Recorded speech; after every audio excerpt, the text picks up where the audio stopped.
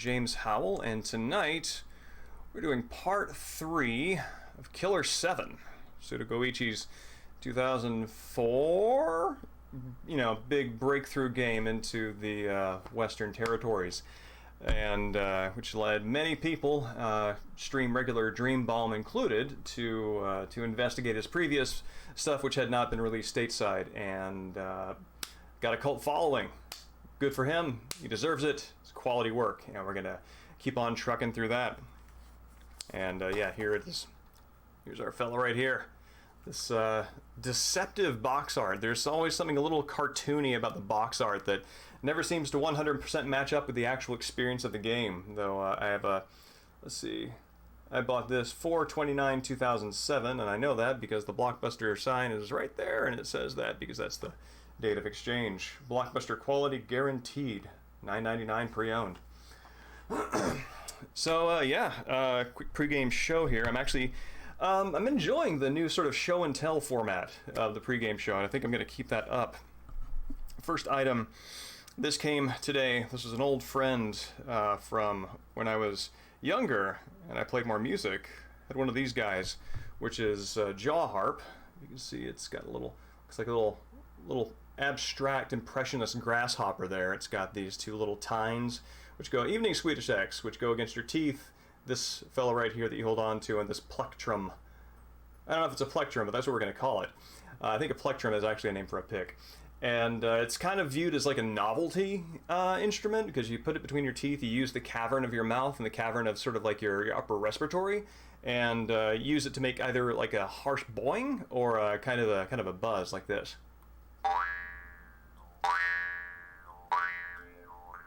And it's known among a certain generation. I don't know how popular Snoopy is still with the kids, but when I was a kid, it was also called the Snoopy harp because Snoopy would play that, and had his it's kind of one of his gimmicks, made him very cool and strange and neat. And so I played this a lot when I was younger, and I am very excited to rediscover this, and am a little concerned about what it's going to do to my 41-year-old teeth, but we'll just have to be a little gentler on those since they're a little less resilient due to the wear of time than when I was like 15, right? But something that it's really interesting to me because there are a variety of forms that the upper respiratory takes, jaw, throat, and as you do certain thing. Evening Ice Man Dan, yes, it's one of these. It's a fine little instrument that I've got a great affection for. And so it's like it takes advantage of the full cavity of jaw, throat, and the sort of novelty sound that people associate with it, right? It's like this. It's like you get that by closing off the back of your throat, making your mouth a cavern, and sort of adjusting the height and sort of flexing the mid part of your tongue. And there's actually a whole range of sounds available beyond that, which has made it like since reading back up on it, like when I was a kid, right? Like I got one of these things that, like for $5 out of a bucket at the music store. Nobody knew what it was. I had to go around to all of my neighbors asking if anybody knew how to play it, and finally somebody did. Now there's the internet. It makes it a lot easier. So I've since learned the variety of names for this thing in different languages, and what is fascinating about this, nobody seems to have a category for it, and nobody seems to agree on what instrument it is most like enough to give it a name. So in English, it's a jaw harp, and so harp there is the thing that it's compared to, and you can kind of see that, right? There's a single thing that you pluck, and you get a sort of glittering note. If you think of it as like an Ozark glitter, right? Kind of like. Oh yeah, and this is the sound. If you open up your throat, you get this sort of like more cicada type sound like this.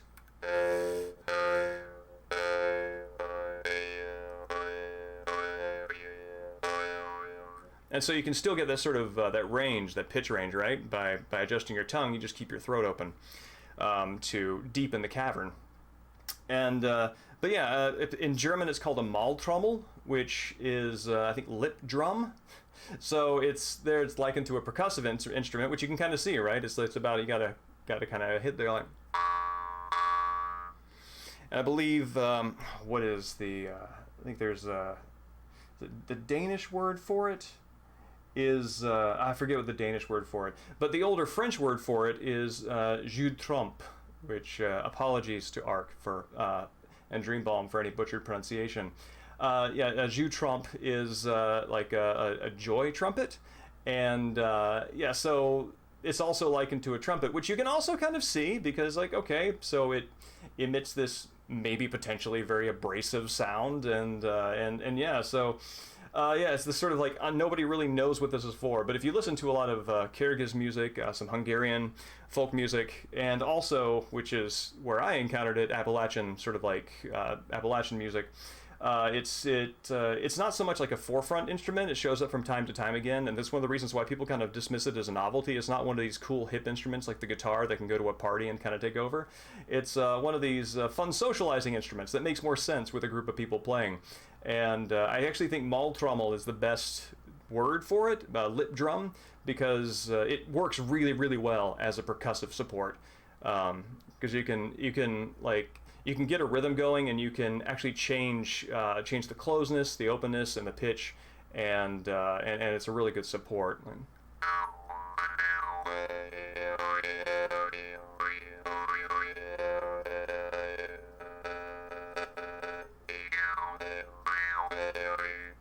And you know, that's not to anything, so it's kind of a free-form rhythm there.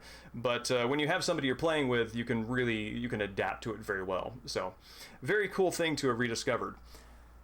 The other thing, for show and tell, Iceman Dan, I actually took your question seriously. And yes, I agree, different kinds of folk music are fascinating. It's really cool for me to listen to the Hungarian... Oh yeah, something else that's really neat about that. Apparently, so many different cultures in the world, like, invented it simultaneously. It's not one of these things of like cross-cultural exchange. Everybody just realized they could do it at the same time, and so many different variations exist on the same concept, and which is why you have, you know, whatever version was imported into England and then came over to the US and became like an Appalachian music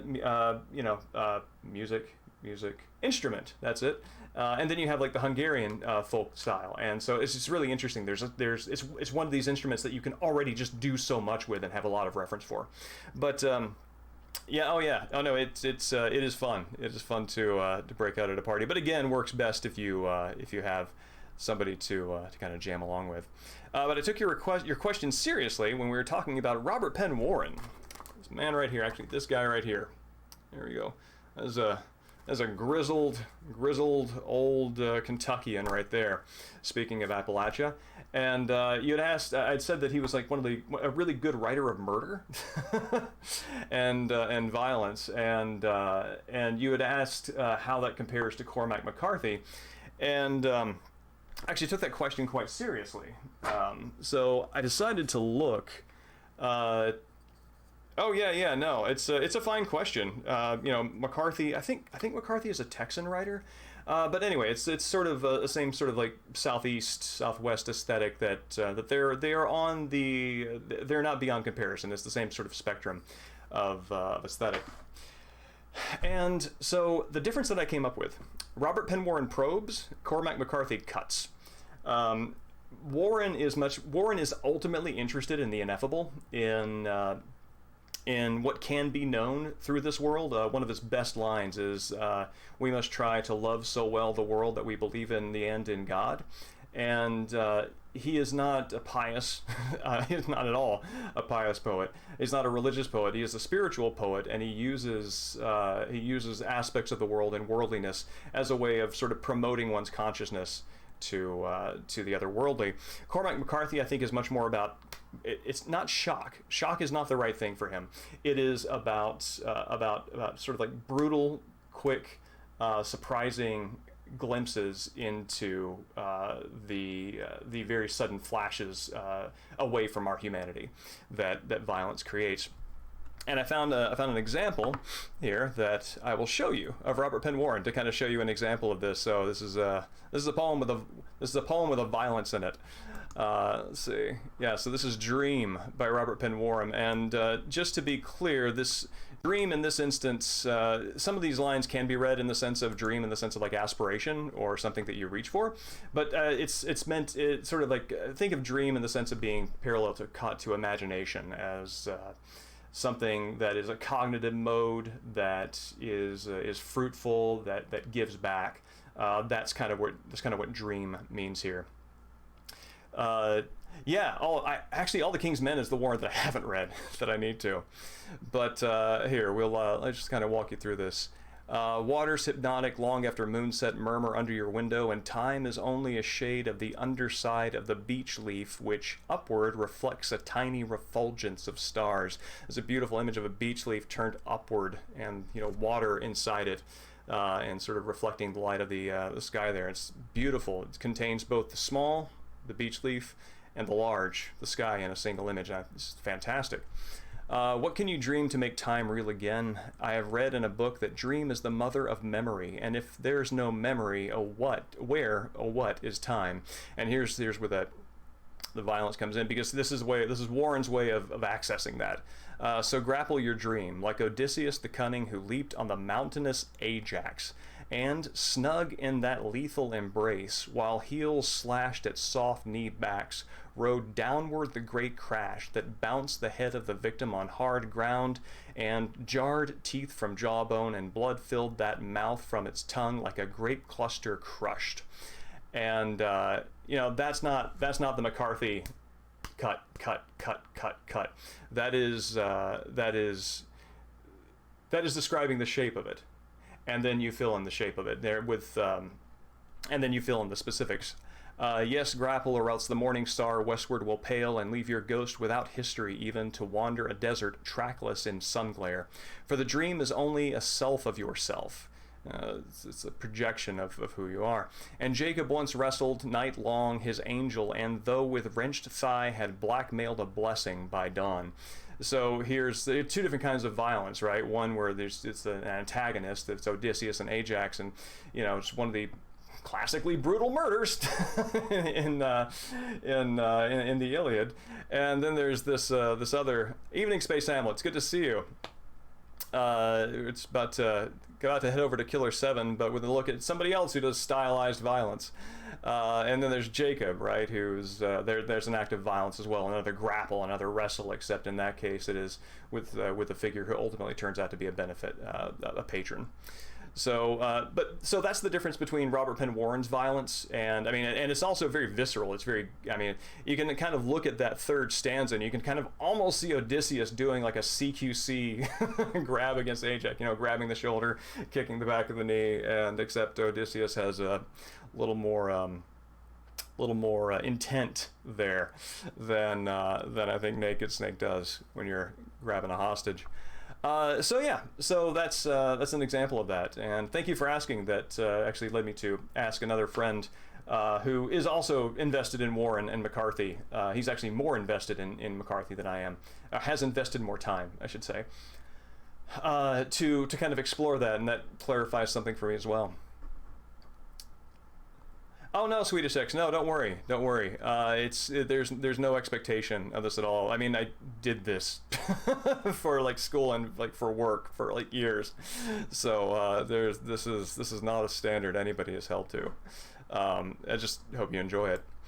But yeah, so with that in mind, oh yeah, also I picked up a movie today when I got Kurosawa's what is it? Kurosawa's Madara-yo, which is apparently his last one that he made. It's kind of a drama comedy, and it's only 2 hours and 15 minutes long. I don't know what he was doing, slacking off. That's a popcorn movie for a Kurosawa film. Got the unambiguously titled Blackmail Is My Life, and picked this one up, and I did not even think about this before the stream tonight, but this is very also unambiguously named I Bombed Pearl Harbor, starring Toshio Mifune. And I Bombed Pearl Harbor is a perfect movie to transition us over to Killer7, which is absolutely about international violence following World War II between the U.S. and Japan. Evening, Dustin. It's good to see you. Ugh. Oh wait, better switch this over to the game away from that poem, because you probably want to see the game too, huh? Mini VMAC, Basilisk, Commodore 64. There we are.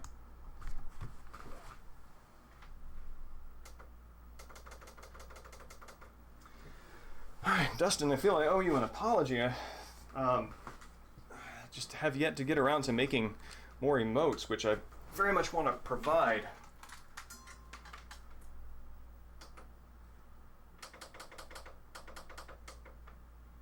Let's see if I can.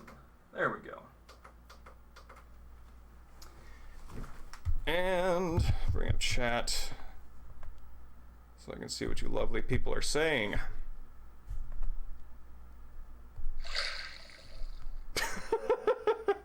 Sorry, that's the that's a white noise app that I use to help my son get to sleep, and it apparently was set on like a water thing. So let's see what you lovely people are saying. Let's turn that volume down. Cool.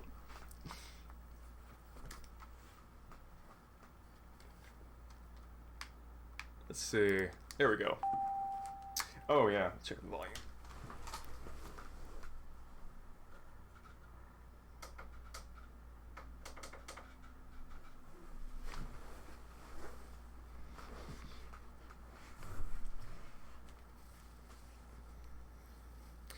Oh, thank you very much.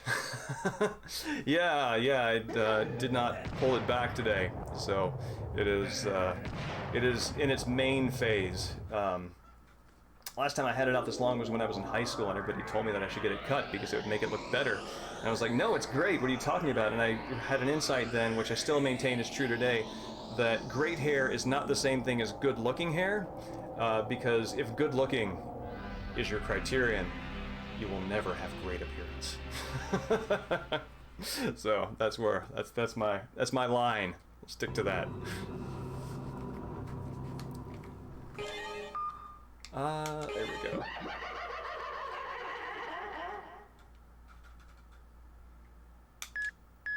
So yeah, okay. So we are at the start of Sunset, and at the beginning, Sunset Part 1 is where the political aspect of Killer 7 really starts to kick up. It's perhaps bewildering to an audience that sort of enjoyed the action movie / anime stylings of Angel, where we're introduced to Harmon, the Smiths, Kunlan, Heaven Smiles. This one really just immediately leans very, very hard into the political, and is also making clear that it is not being hand-wavy about politics. Is absolutely talking about Japanese disarmament following World War II, and the consequences of that should an international conflict arise. So it just jumps straight into that.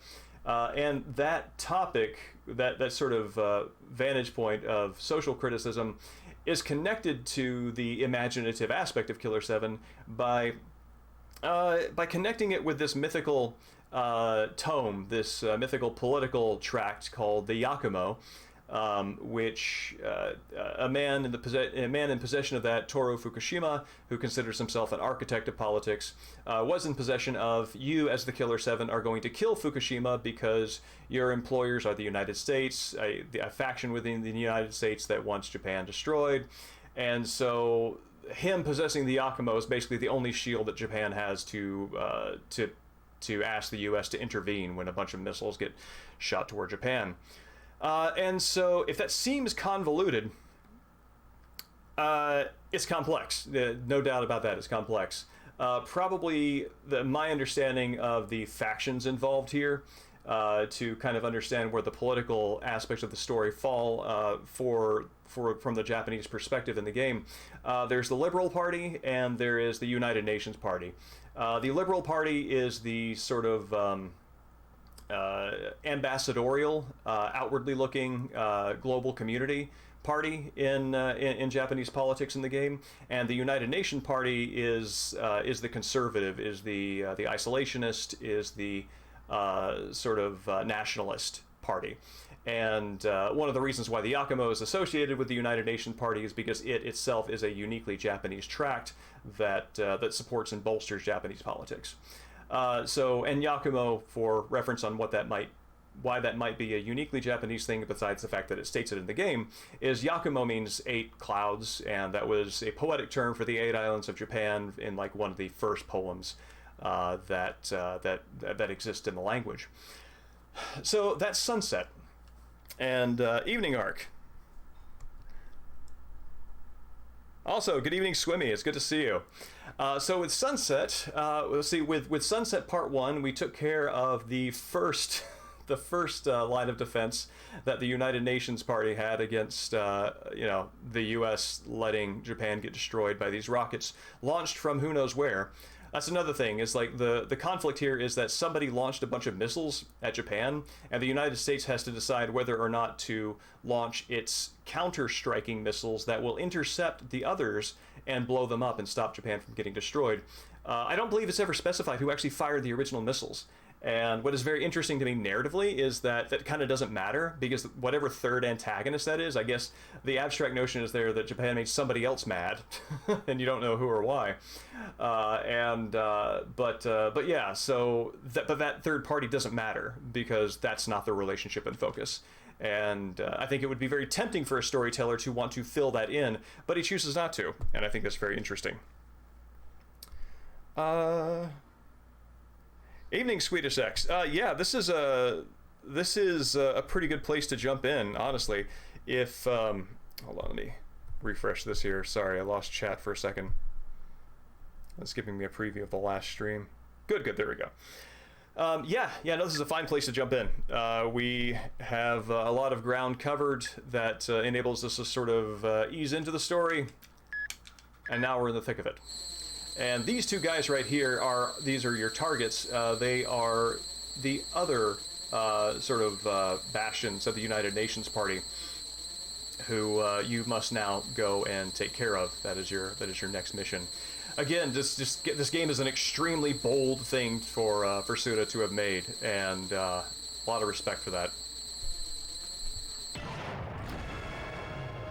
Yeah, Iceman Dan. It's any international malcontent would have been a plausible target or source of that, but yeah, it doesn't matter, because the relationship being examined is between Japan and the United States, and the military dependency that Japan has had on the U.S. since the disarmament treaty after World War II. Let's see, why is Garcia in my guide? Did somebody die? Forget what happened. Oh wait, no, I'm in between missions, that's right. So I am going to Washington, D.C.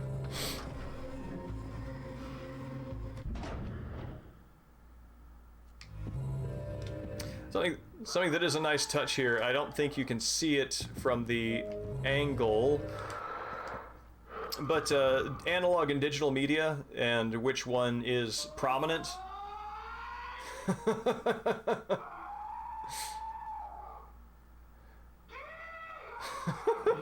That's amazing. Dwight Schultz is fantastic.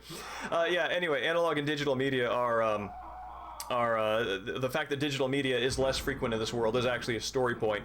And I think it's neat on that front, reinforcing that, is that here we are in like 2009, and the only media in Garcia / Harmon's trailer is that little low shelf of vinyl LPs there on the floor. And I like that.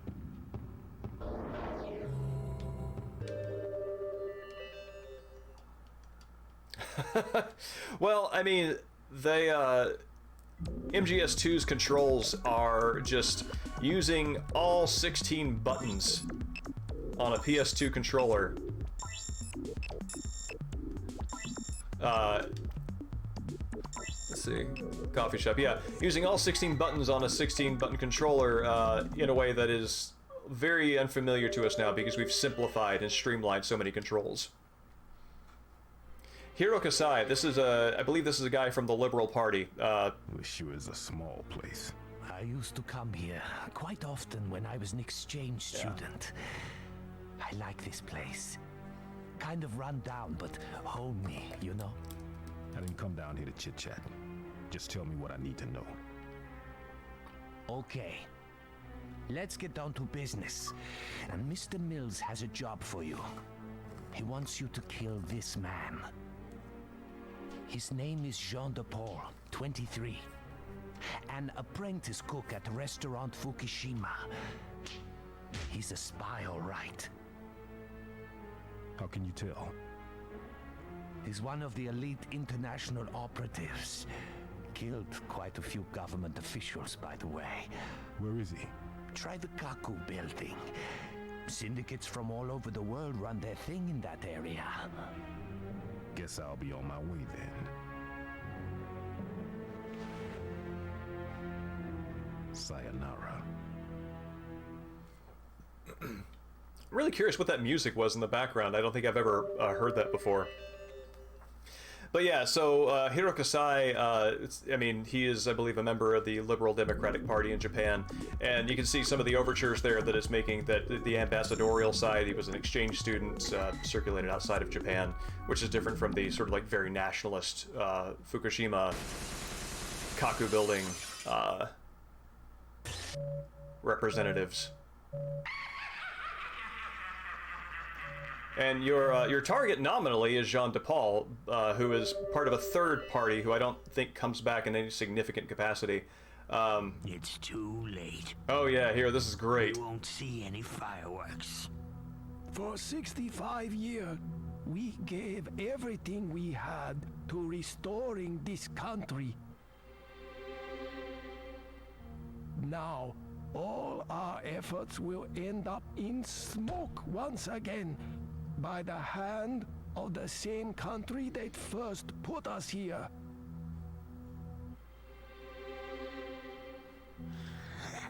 This is what happens when you rely on boys. It's interesting they use the same shot framing here for him as they do with Kun Lan when he is introduced. Who the I hell don't think I've ever noticed that before. This is exactly the reason I hate young pricks like him. Oh, they lack patience. Hey kid, do yourself a big favor. Here. Blow your head off. You want to shoot us with that gun? Go ahead. We're prepared to die. Shoot us if it will make you happy, but it won't make any difference. Oh, we've done it many times, killing our seniors, but it's how we've always settled things. Look at you. Don't even have balls to pull trigger. I can say this much. This boy's got no future.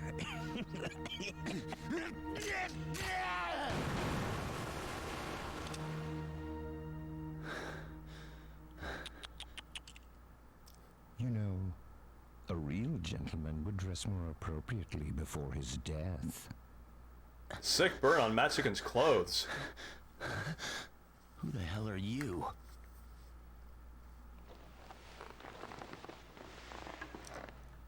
Why do they treat elders like we are such nuisance? Only if they knew how much we truly contribute. I have to agree with you there. He's yours.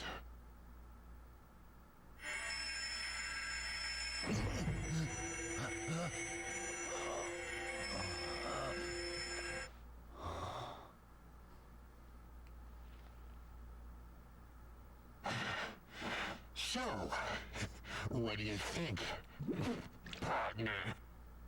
I think he is finally seeing things clearly now. Well, you'll always be together.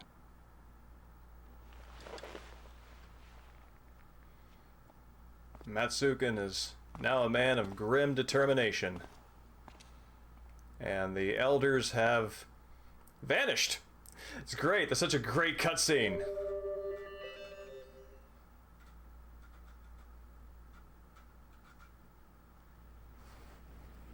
So yeah, yeah, it's that's the way that organization operates. The sort of like young killing the older generation and have to constantly fight to survive. Is just it's brutal. And yeah, so Matsuken there has received Kunlan's inspiration, which Matsuken, even though he doesn't show up a whole lot as an active player, is kind of, my understanding of it is he's sort of the complement to Garcian. Garcian is the representative in the field of Harmon's interest in this chess game that he and Kunlan are playing. And Matsuken now becomes Kunlan's, as he's using his light hand to inspire him and to get him to get on board with the grim determination of a nationalist political organization. And yeah, there's just so much loaded in that. Plus the weirdness of his elders, you know, somehow surviving a gunshot as ghosts. That there is a metaphysical dimension to that political leadership that can never be truly destroyed. Which, yeah, that's fascinating. BTJ, CSC, WTS.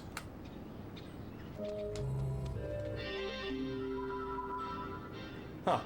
Surprisingly uncryptic subtitle.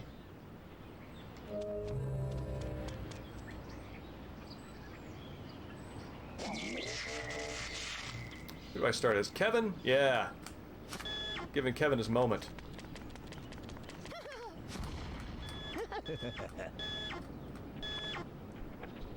Where am I? There we go. Kevin is pretty good at hitting those weak spots. In part because he never needs to reload, and when you get Kevin's speed up, he can be brutal. I mean, any smith can be can just be almost invincible if you know how to use them right. Yeah. I believe Kevin's powers are the ones that are most useful to progress. So I'm actually interested. So last time I said that the characters on the TV screen respond to whoever the default character of this level is. Let's see if anybody has anything significant to say to Kevin. Besides Garcian, who says the same thing every time. Don't make me say it. Yes. Yeah, I'll just set them on fire. Piece of cake. Okay, I mean, Mask seems affable enough. Yes. I have a hard time making out what Coyote is saying. Yes. But the tone doesn't suggest adversarial. Seems like everybody, well, nobody has a reason to dislike Kevin.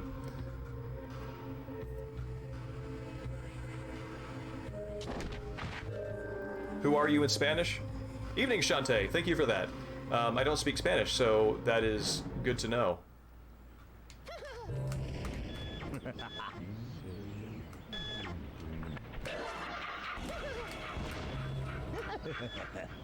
How are you tonight, Shantae?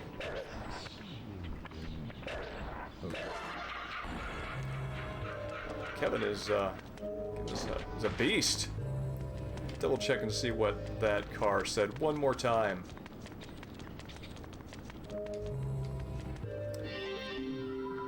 Let's see. BCW. Let's see if I can remember it based on that.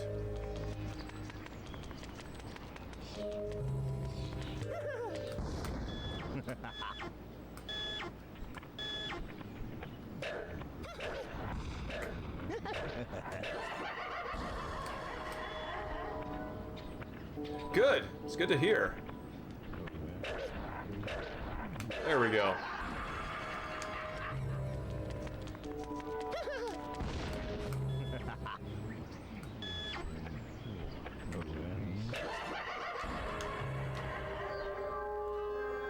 BCW.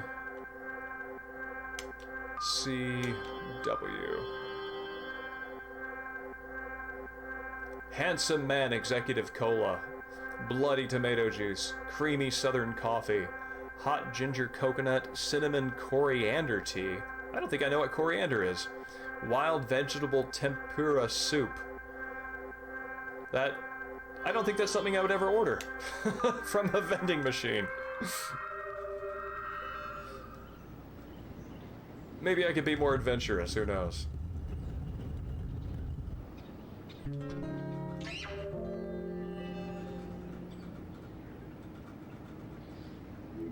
That puzzle solved sound effect, that the guitar where they let the string squeak, just kind of stay on the recording, is a nice touch, and it's strange considering how otherwise very polished and electronic and digital so much of the sound in this game is.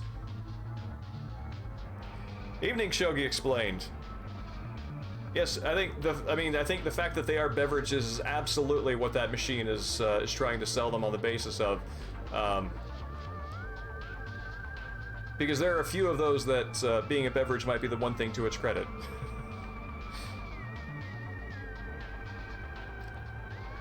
An executive coffee, yeah, I could go for a cup of coffee that makes decisions, absolutely. Well, and it's funny because I think that there's isn't Boss.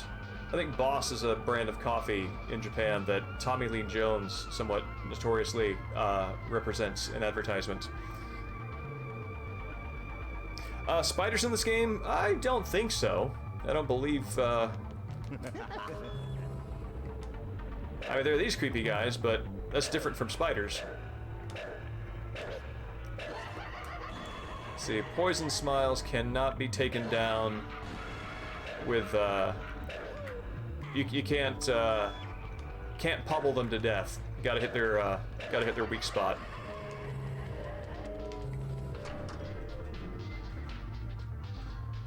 Coriander is an herb. Oh, there we go. That sounds familiar.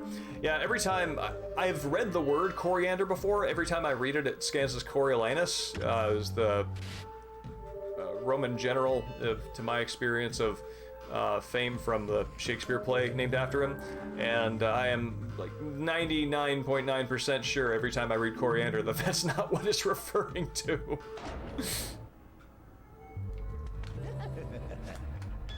Oh god. Woo! A close one.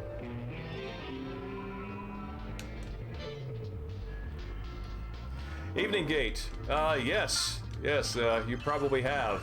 That would have been my long ago plot analysis that I wrote back in, I think, 2006, 2007 would have been the last update on it. Yeah. So I have a long personal history with this game.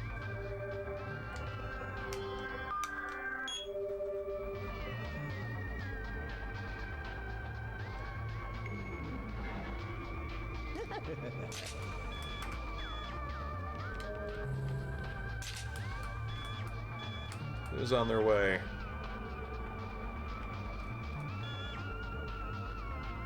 Absolutely do not trust that empty hallway.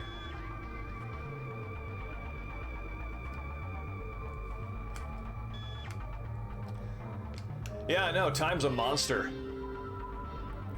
Piercing eyes of Sister Swift. So I need to roll some snake eyes here. Is what they're telling me. I believe there is, oh god.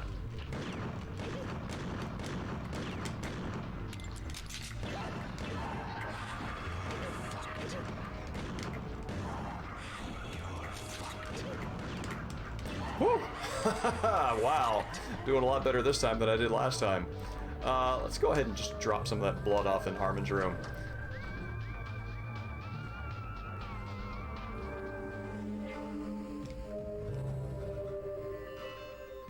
Oh, interesting. No, I have a personal dislike, but also layered on top of that a respect for spiders and what they do for our ecosystem. So I am grateful for them, and if I ever find a house spider, I have no idea how this actually impacts its chances of survival, but I try to capture it in a jar and escort it outside so it can figure out how to manage out there.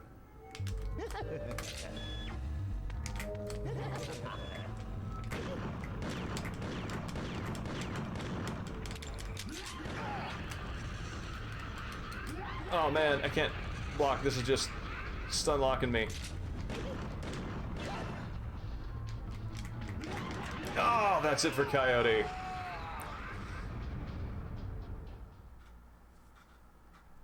Evening Mexican Sting, it's good to see you.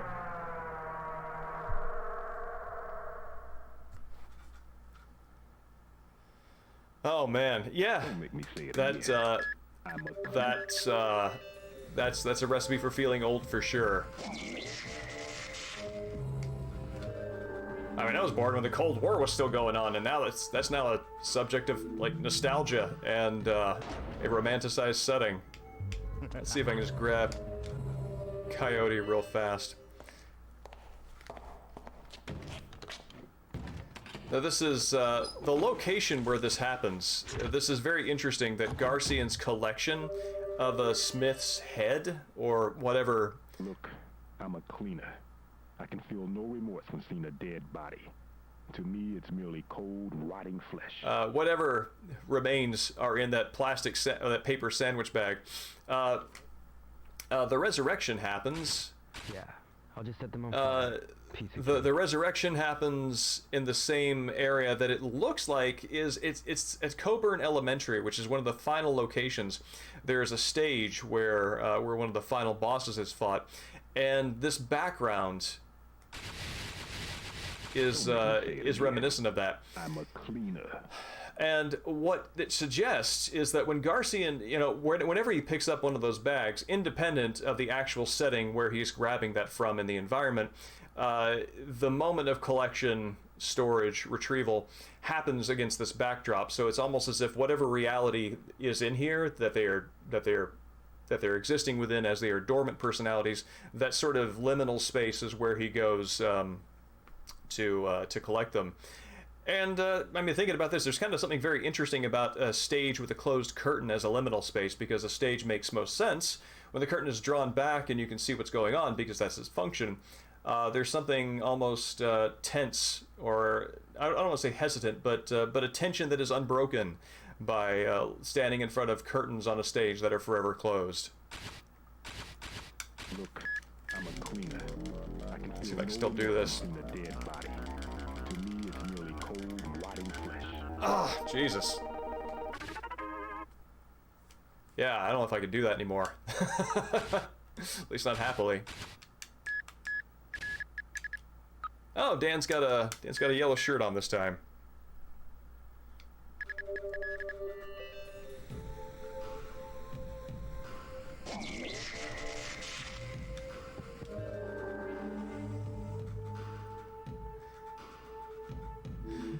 Yeah, shared experiences, shared frame of references, those are,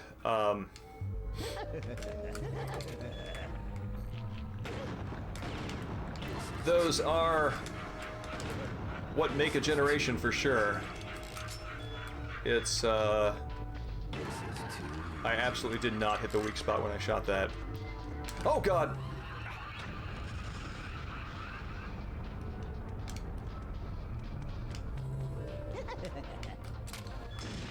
Oh man, getting run over. There we go. Yeah, Space Hamlet, it is absolutely not holding back for style.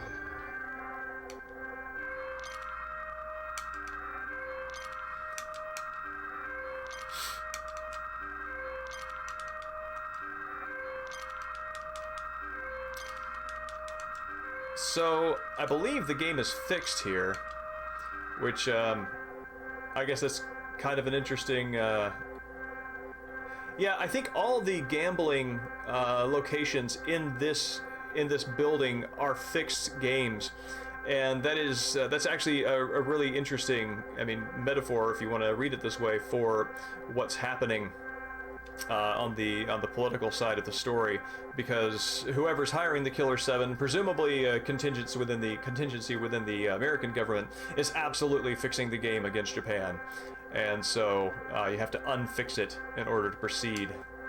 There's a button down here.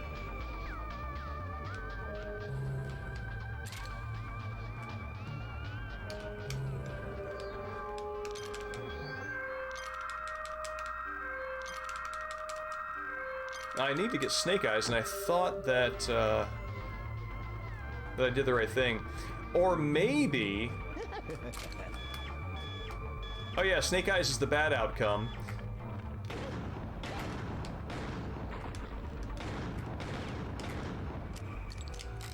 Whoop. Snake Eyes is the bad outcome, so... Maybe I need to turn the power back on to fix it. Like, the fixed game is the way to move forward. Which, if we're into the metaphor angle, is an interesting way to proceed.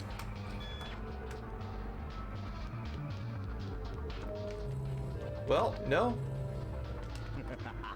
Can't do anything with that power panel anymore.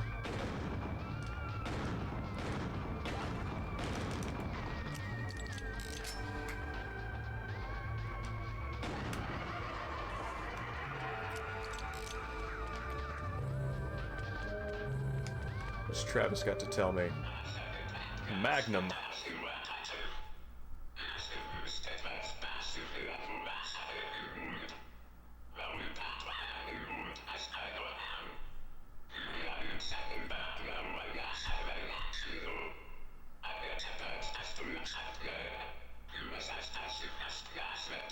I wonder.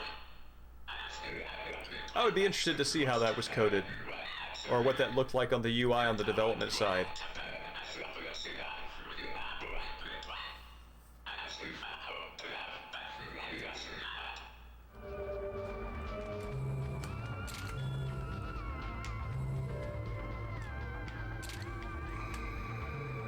What am I missing here? Oh, there we go. Alright, I just had to roll it enough times.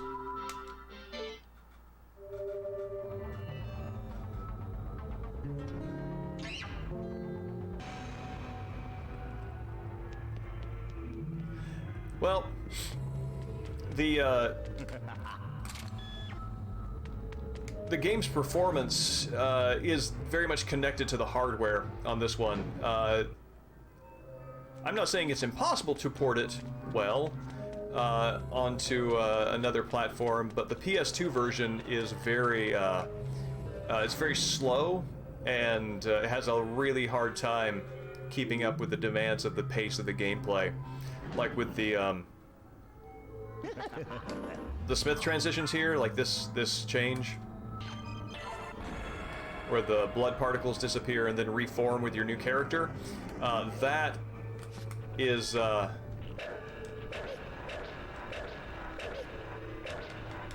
any day now, fella. That takes a while to take place on the PS2 version.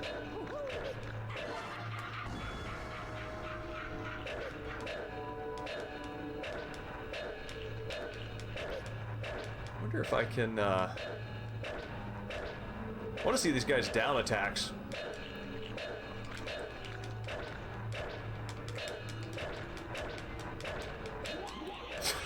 I swear to God, I was hitting that. That was not a pretty way out.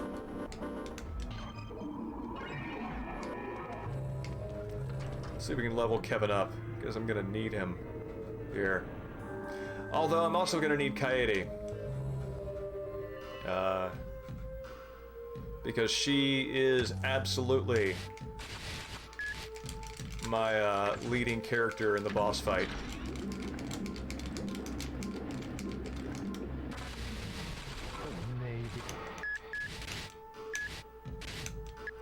Let's see.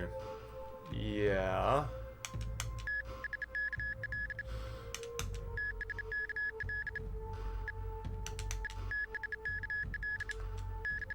Okay, Kevin is fairly low level at this point, so I can invest in him without needing a whole lot.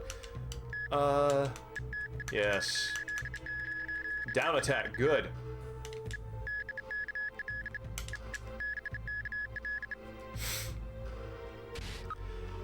Yeah, Nintendo made some solid hardware there.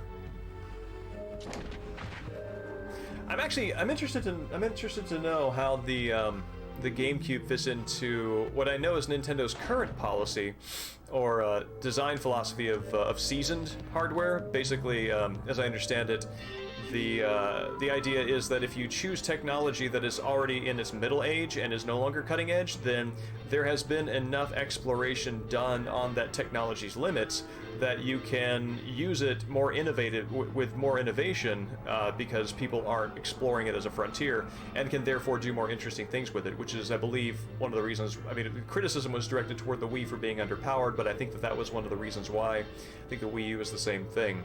And but the GameCube, you're right, was a superior console on the graphics side and what it could do.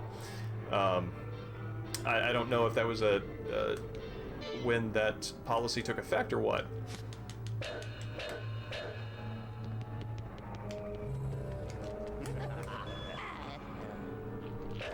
All right.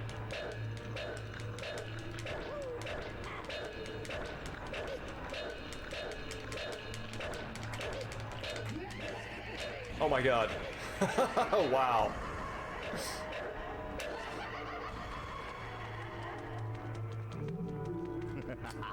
Kevin's pulling it out at the last second there.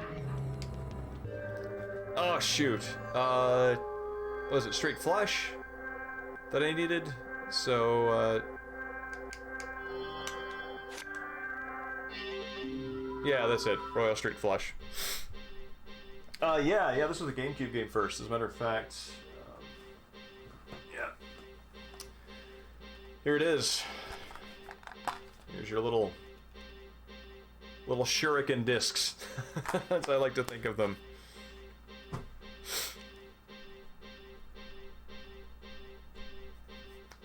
Yeah, I like to play on original hardware as much as possible, or at least emulation, backward compatibility on native hardware. It's been a long time since I've seen that movie. I don't, weird, I can't believe I hit that. Like, do they use those kinds of discs in Men in Black? Again, it's been, like, forever since I've seen it.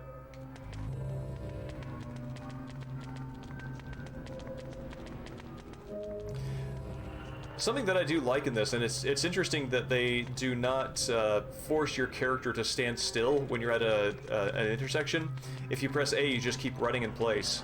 And I think that would probably be removed now. It's oddly compelling. I think the fact that the game overall is strange helps that fit in.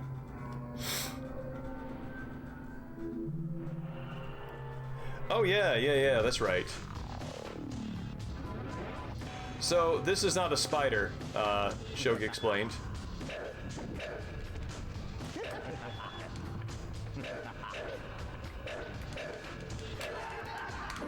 But I absolutely want Dan Smith for this.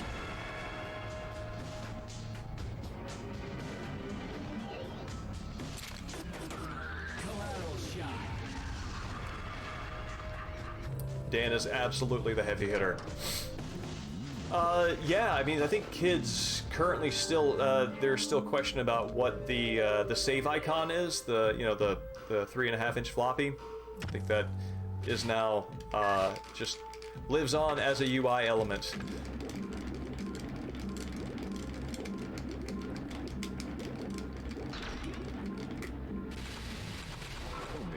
Maybe. Excuse me. There we go. Yes, because fighting these guys can be pretty rough. Yeah, I'll just set them on fire. Piece of cake.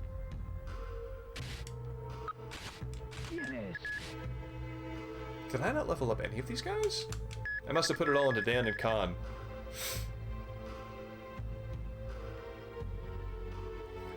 Well, good. No, that's the only thing remotely spiderly that you will find in this. Shit. Maybe. Shit. Fuck it. And Coyote doesn't have anything good to say to Kevin. Let's see what Khan has to say.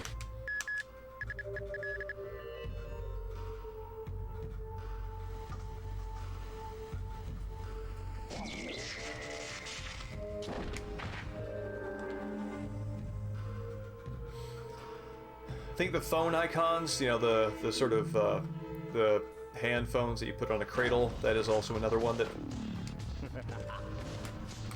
falls into that category. Alright. 1437625. 1437625.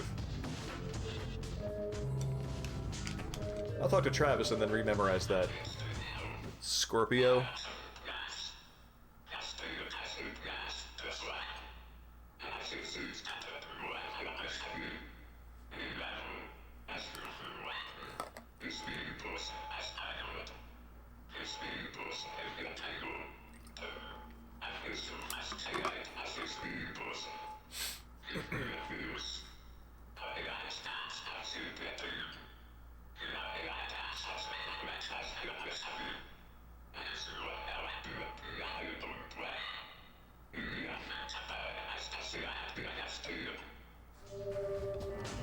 That's interesting that Fukushima, as the representative, is sort of holding the role as holding the reins of the ultra-nationalist party in this. What? Well, that's distressing. That his moment, cinematic moment, is just surrounded with very sort of like one of the most traditionally Japanese environments, and including a Tea-Master reference, which is, I understand, highly valued as a uniquely Japanese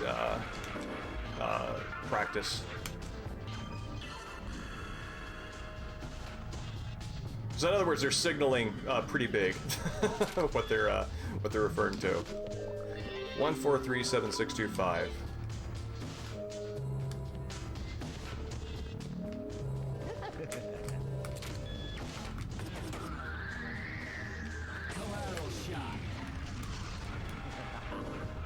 Okay, cool. There we go. Oh wow, I don't think I've ever gotten this close to... Oh my god, I still can't hit it! Shoot. Let's get the heck out of there. And out of there. Oh, this is bad. This is bad for Dan. Bad day for Dan.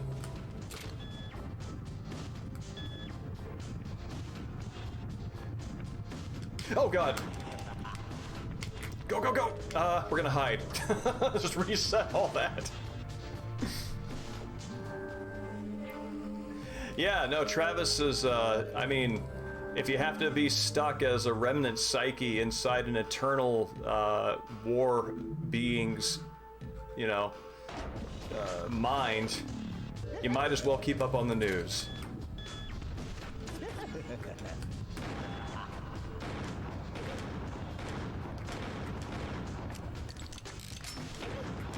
There we go.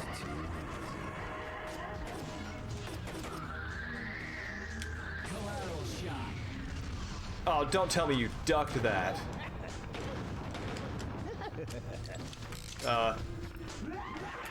We're gonna reset that again. That wasn't going well for Dan.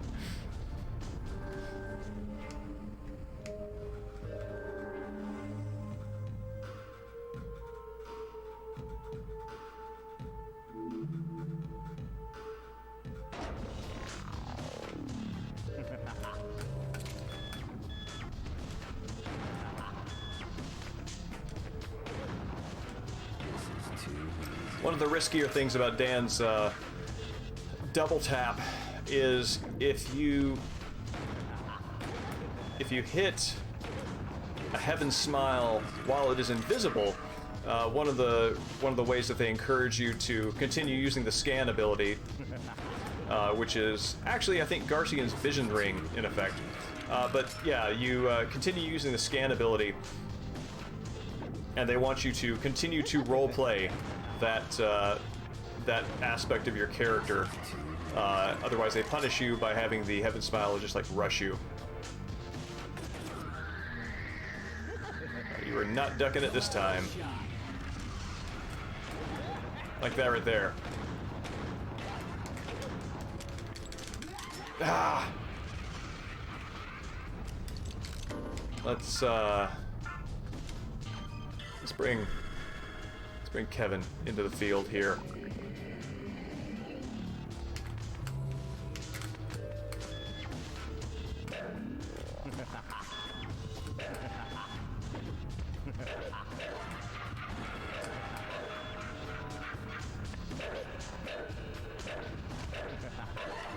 I'm afraid that somebody is creeping up on me from behind.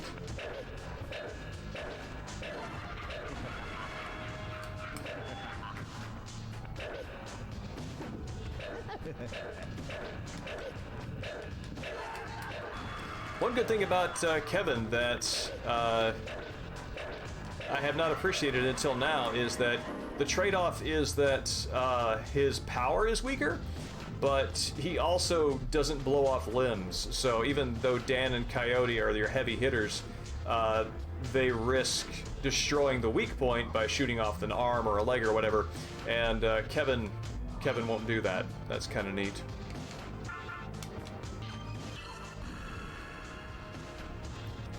That's Dan Smith. Dan is Dan the Man Smith.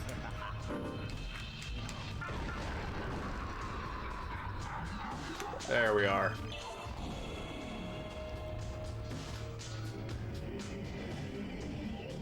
Yeah, there's like nothing about Kevin Smith's design or backstory or anything that suggests the famed director of what I think of as teen comedies. So I'm wondering how much of it seems like that would likely be a coincidence. I don't think Suda makes his games from the same movie buff, pop culture movie buff point of view that like somebody like Kojima does. So yeah, I'm not sure what to make of that.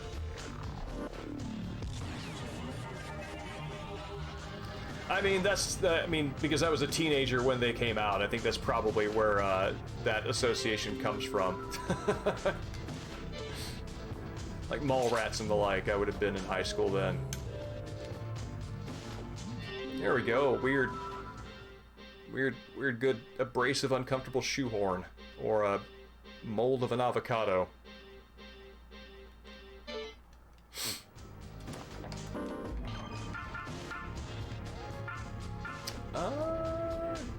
Yeah, Coyote is the only one who can get down from here.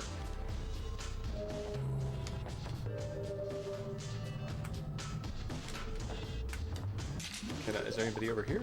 No, that's just a dead end.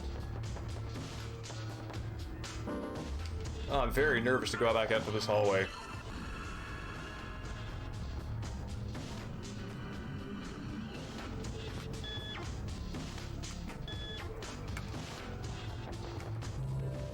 Yeah, Mallrats and Dogma in particular are the two that I remember most enjoying when I was younger.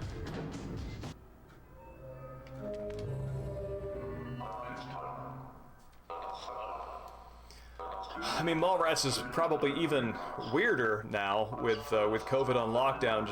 Because the premise is that everybody's flocking to this one closed building, and that's not a COVID reality anymore. Oh, this is helping me with a puzzle that I already solved.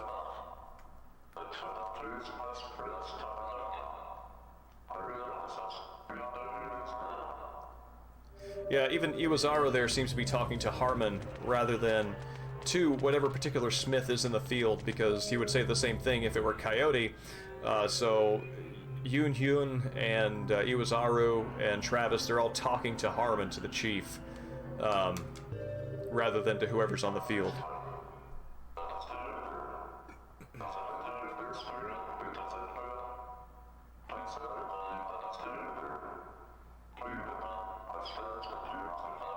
Four Eyes is Kevin.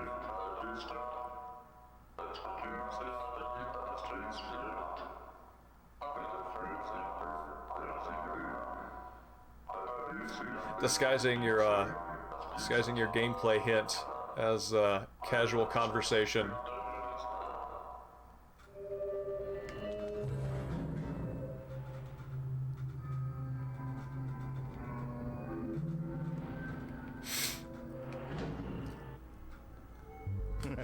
Shogi explained, I think that there is, I don't know if there's like a rule or a shorthand for this kind of phenomenon, but I know that there has been like an analysis of, let's see if Coyote can hit this guy, of movies whose problems, an entire premise could immediately be solved with the existence of a cell phone.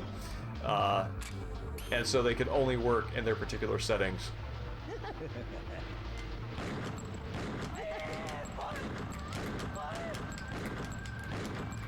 Oh man, what's coming down the line here?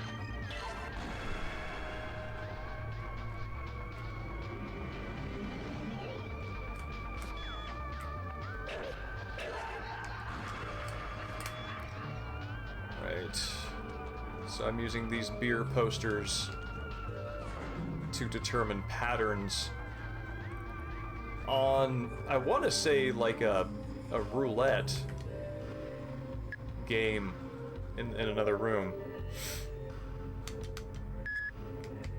Yeah, stylizing texting so that it is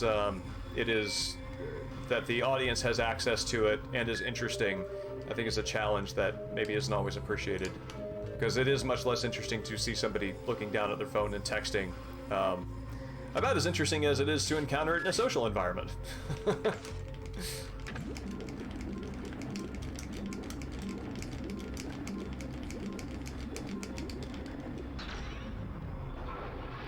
Let's see, Walking Dead, I remember reading the comic in the late aughts. The iPhone came out 2007, I think? 2006, 2007? So if they were going for,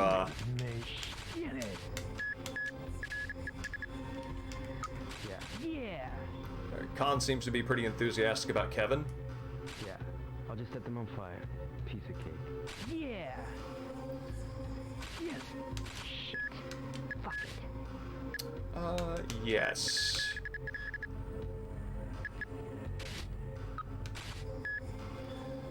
I'm gonna definitely want to level up Mask for Piece of cake. for Ayane Blackburn. Let's go ahead and start preparing for that now.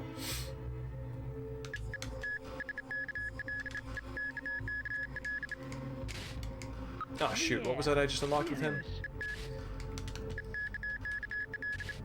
Alright. Yeah, let's go with Kevin.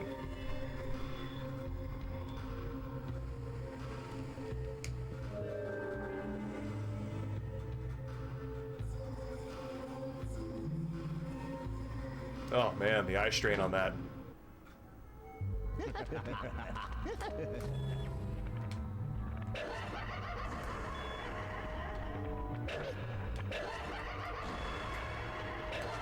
Whew, almost hit his leg on that one.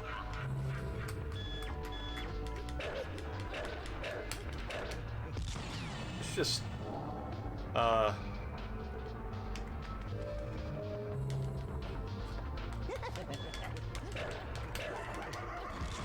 trying very hard to get away from whoever is running toward me.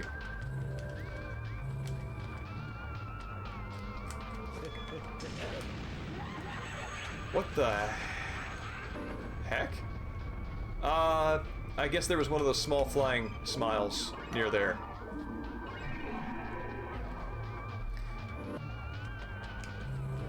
Oh yeah, this is one of the games that made me want to make video games.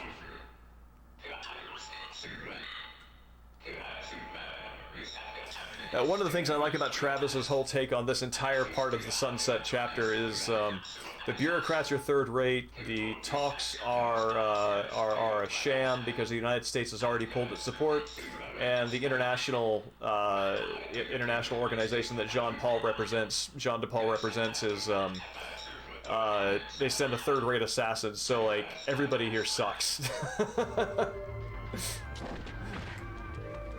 These are not serious negotiations. Alright.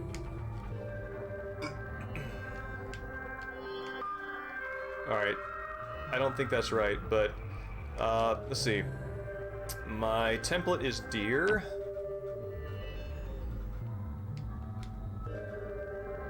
Template is like porcupine.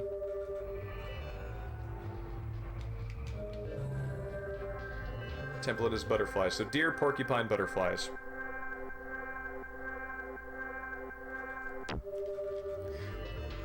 No More Hero 1. No More Heroes 1 is fantastic. I know if Dream Bomb were here, he would have many recommendations for you as a good jumping in point. Hold on a sec. Alright, so that's a deer, and that looks like autumn leaves. That is... There's something looks like peacock feathers, but I don't know what the base is there. And that's... Oh, that's the porcupine in the upper right, and there are some sort of leaves going to seed. So let me see if I can do this before I forget.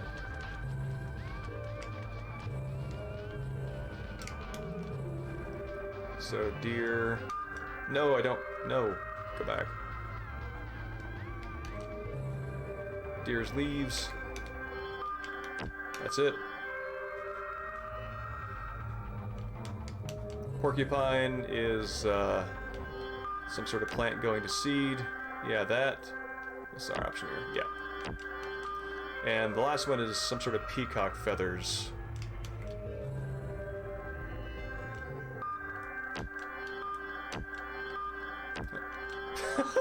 It's a head of lettuce. I actually haven't noticed how ridiculous the options are on these. I'm pretty sure this rose is it. But I'm curious what the options here are. Oh wait, I've already solved them, so I can't go back. Evening, Dustin, and yes, I am extremely excited by that. No, it is absolutely not the head of lettuce. No, sir.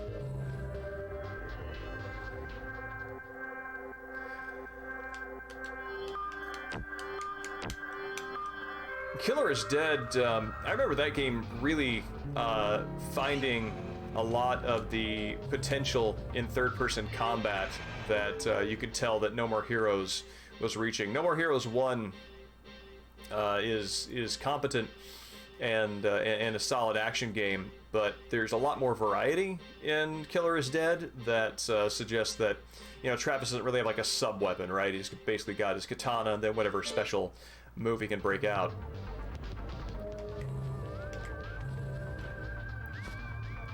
These are interesting. I can't confirm this. I feel very certain in my heart that these are the same assets used for the laser hallway that where the little laser you know, beam and receptors sort of clatter down from the left and right walls in Resident Evil 4 that Leon has to jump through. And I feel like I want to say that these are the same assets, but I can't confirm. So I'm actually going to go back to RE4 and see if I can find that. But Kevin does not have the same problem as Leon.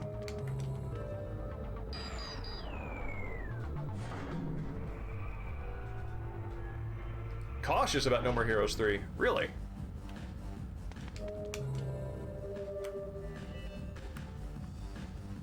Like cautiously optimistic?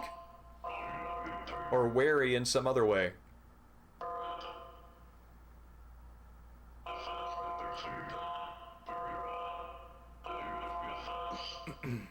Wait, what? I'm missing something.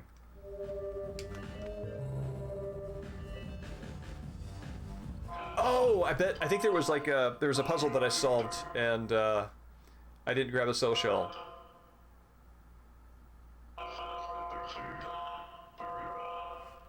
Alright, time to go back and grab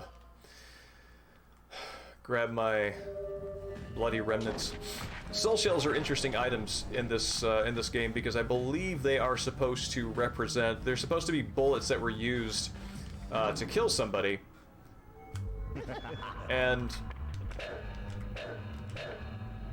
I'm not entirely clear whether these are supposed to be like retrieving... Oh wow, got a twofer.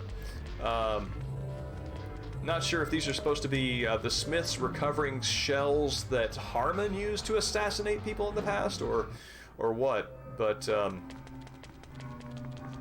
wonder if they say recovered. If they say recovered, that's absolutely implied.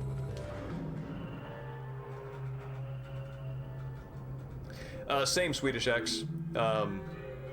Fortunately, I've been reducing my, I have been reducing my social media activity, so I have been less likely to accidentally come across,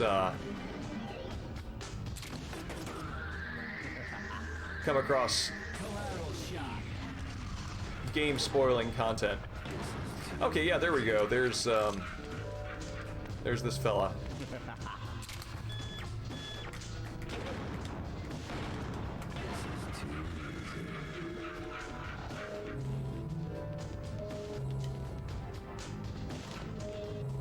Oh, I didn't do the horse race one. Must have been talking and forgot.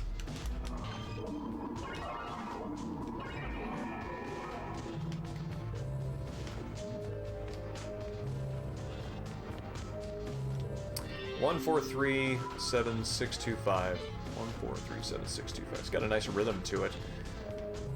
3, 7, 6, 2, 5. I do not have your ability, Shogi explained, to memorize long strings of numbers. So I have to kind of repeat them to myself.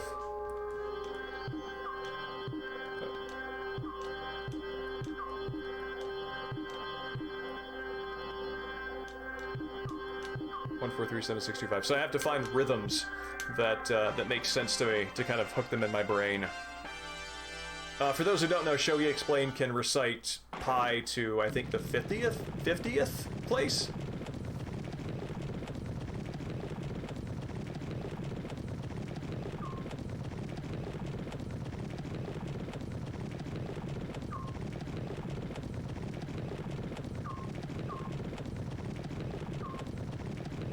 Come on, number 2. There we go.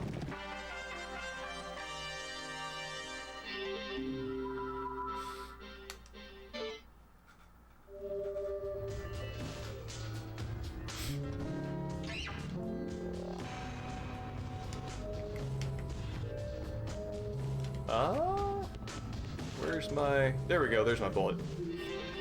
Oh, received soul shell. Okay. Still doesn't 100% answer the mystery, but at least maybe eliminates the possibility of it being a retrieval of Harmon's.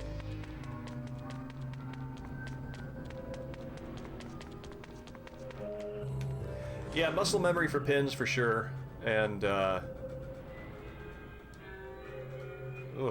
almost making me motion sick. There we go. This is too easy. This is too easy.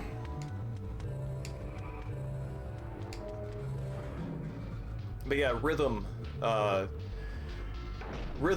and anything that can be related to, like, heart rhythms are easier for me to remember.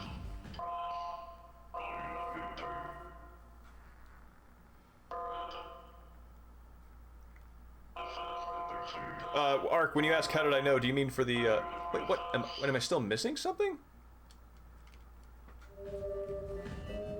Did I talk through another puzzle and forget? There was Ark, if you're talking about the race prediction, I mean that, there was, the answer was written on a wall. I just had to remember. This is too easy.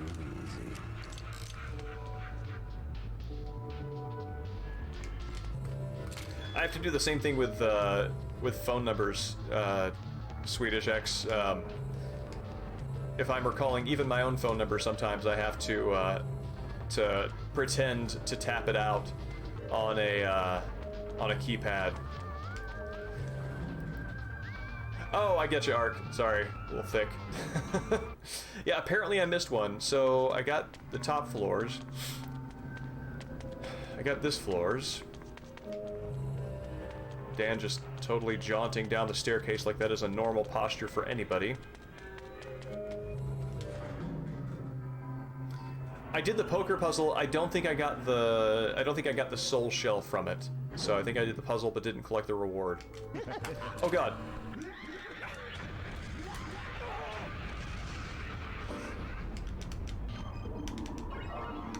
Bad time for Dan Smith.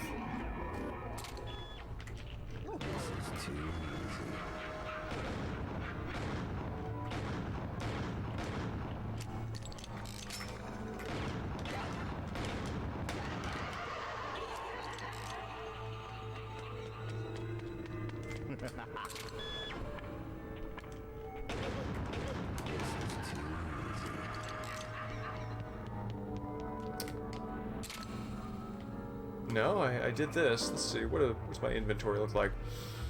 I only have 3. Maybe it was the dice roll that I did not get the soul shell for.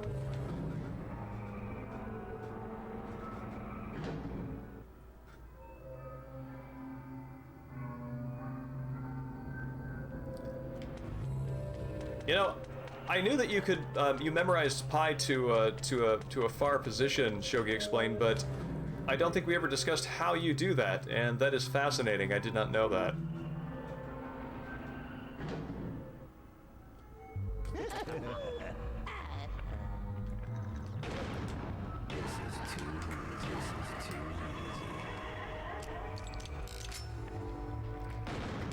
Map is a good thing to check. In fact, you're right. Thank you for pointing me to the common sense solution. Oh, well.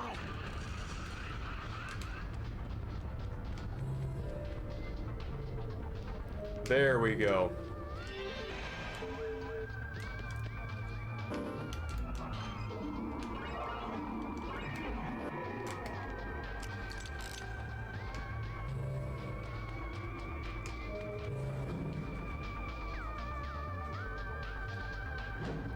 Fascinating.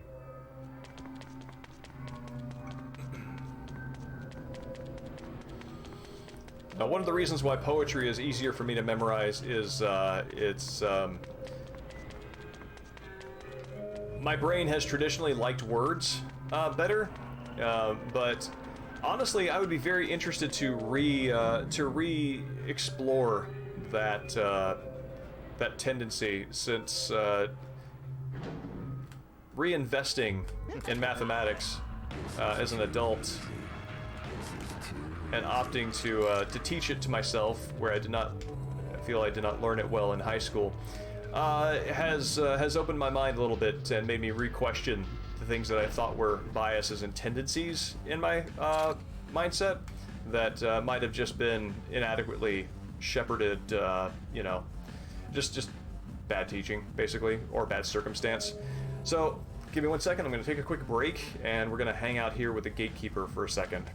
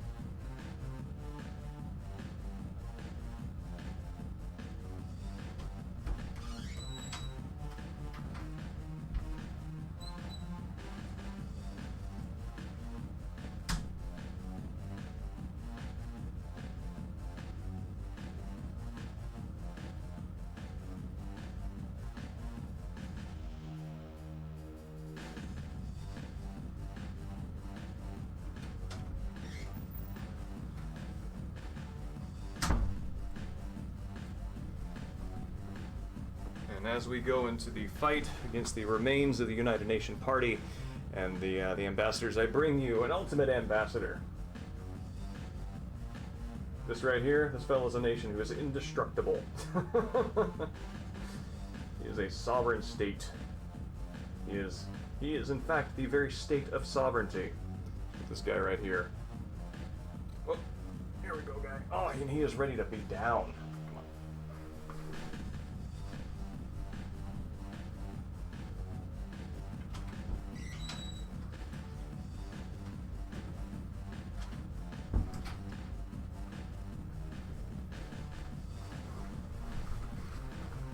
Yep, he's a good dog. Oh yeah. If you Mexican Sting, if you go to the head of the stream, I'm gonna create a clip out of this too, or a highlight as I usually do. But the opening, Iceman Dan asked at the end or during last stream, what the difference is between Robert Penn Warren's treatment of violence and Cormac McCarthy's. And so I pulled out a Warren poem, and we walked through kind of what Warren does. And assuming familiarity with McCarthy, who is easily the more circulated of the two writers right now, you can see that difference. He does have a fantastic mustache, and just between us, his boxing record, impeccable. Oh yeah, Robert Penn Warren's fantastic. He was the... Actually, appropriately for this stream, much in the same way that killer7 is right up there with Metal Gear Solid 2 and like one of the two games that made me want to make video games. Warren was the first poet who I read that made me want to write poetry. It's really good framing. I also love the weird eternity space that happens where there's no, the only thing you have to suggest distance and depth is the floor, sort of scoping out. And even there, it's not like it doesn't sort of like focus in on the end of the hallway. It widens out, suggesting that you're at the you're on like a wall. But then as you start running, you see that that's clearly not the case, as you see. So here it is clearly a platform at the end of the hallway. Previously the camera was so low that it looked like an entire wall.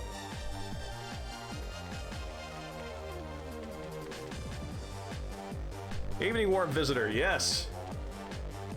And if you hop into the VOD, you will also find that Ray Vaughn is happily close to the appearance of the panda, whose emote you have blessed us with. I love the use of light here. I love how it's so busy and so dynamic, and it's also one of the very few just purely peaceful spaces in the whole game. And thank you, Shogi Explain. Doing words good is one of the things I've trained myself up for.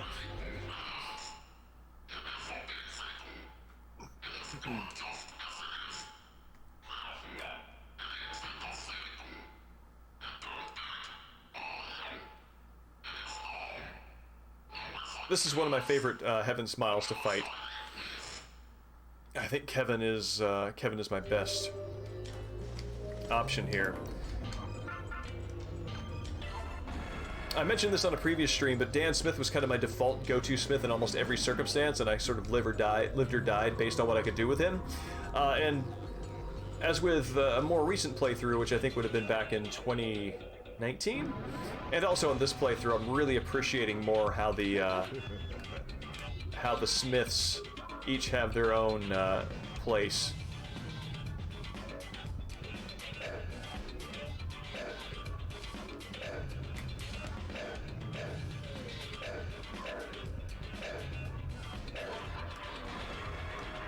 And Ark, I think this surprised you last time, and this is maybe actually a good place to kind of identify this for other people. So I went through the Vinculum Gate just to kind of catch us up spatially. You go into the ante-room, then you go through the hallway, then you go through Battleship Island's Coliseum, and then you go through one of the doors that's on the outside, and then you enter into the arena where you fight the mid-boss. And this clearly looks like a space where, in the Kaku building, it is a plausible space to exist. Then you go back out, and you're entering the vinculum gate from the side. So back here, you went straight through, and now you're entering in through this side door. That was your original entrance, and then you enter into this parallel hallway. So and then once you go through this parallel hallway, you emerge in another regular level space. Let's see if it'll let me turn around. Yeah, if you turn around here and go back through, you do not go to the vinculum gate, and in fact, the space where you fought the space where you fought the mini-boss Heaven Smile is not accessible to you. So it's not like it's as though the vinculum gate just sort of collapses that space into a place where you can never go again.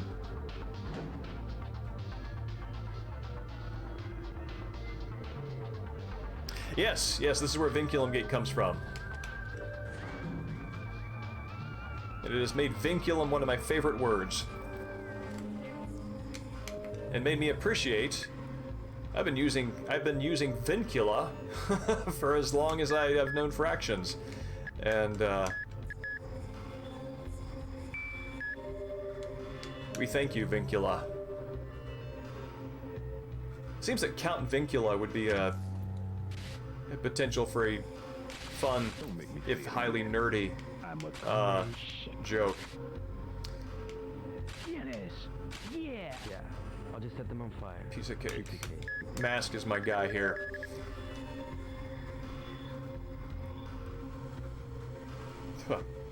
Yeah, it's interesting to me. The reason why vinculum is such an interesting choice for this game is, one of the things that's very important about Killer 7 is that two opposing things overlap into the same entity. And a vinculum itself can be both a unifying mark, where it is the line that indicates that two things are the same thing. It can also be the line that shows up in a fraction, indicating division between the two. And so it has sort of a dual function of dividing and unifying. And so the fact that the vinculum gate splits up space in a way that is very strange and very fractal, yet it also unifies two different points together. That once you basically go through and tie the knot, that knot exists, and it now binds the destination and your starting point. So it sort of captures both of those things for me as an image in a way that's very effective, and that coheres very well with the way the rest of the game plays out.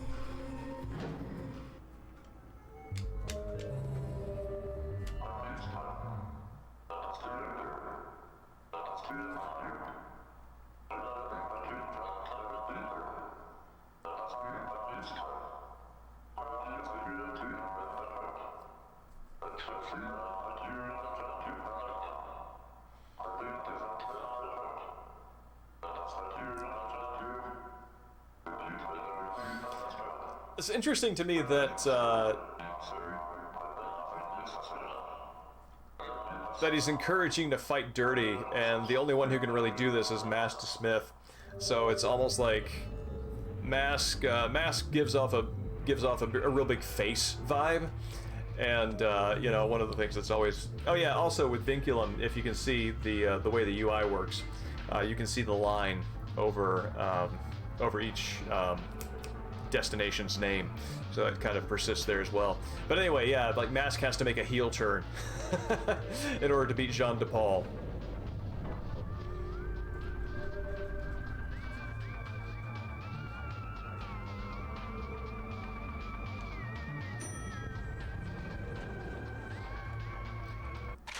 And they actually, that's interesting. I don't remember them gatekeeping this right off the start.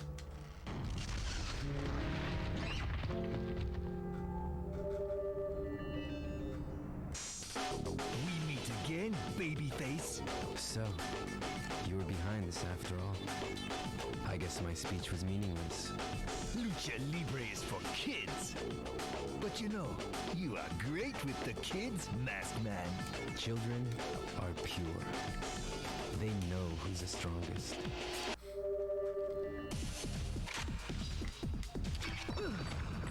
Mask's eminently quotable lines.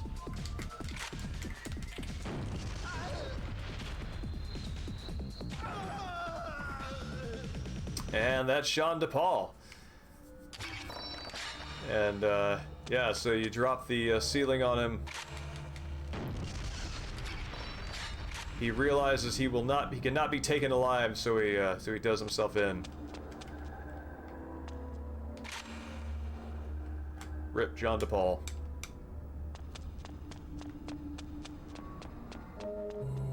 Yes, Ark.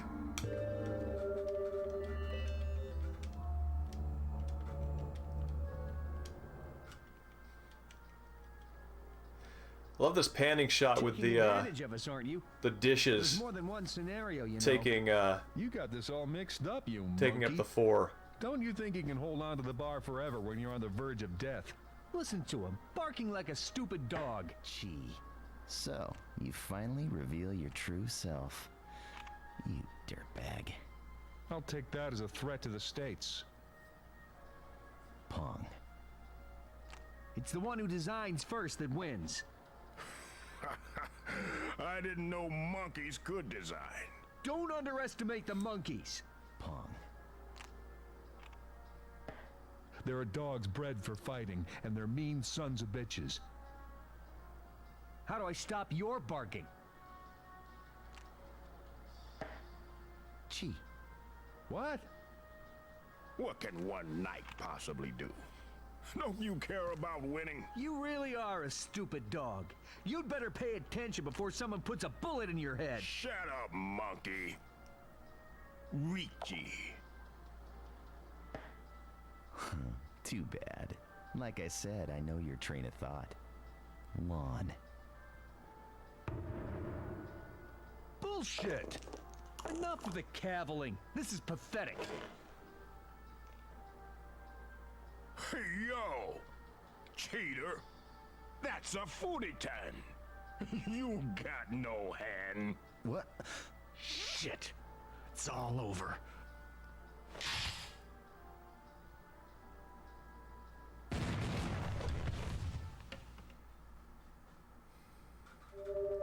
I feel like if I knew the rules of Mahjong and was able to follow the trash talking in that scenario, that cutscene would be even more impactful. As it stands, I'm just sort of going with the broad motions, and I understand this thing. Like, even if you don't know what Mahjong is, you just understand what happened. Yeah, I think the great thing about that for me is that they just launch straight from the metaphor, straight from the soft hands diplomacy, right into shooting each other. So it just escalates immediately into real action, and I think it's what makes that cutscene really effective, independent of any kind of metaphor that could be drawn with the Mahjong practice.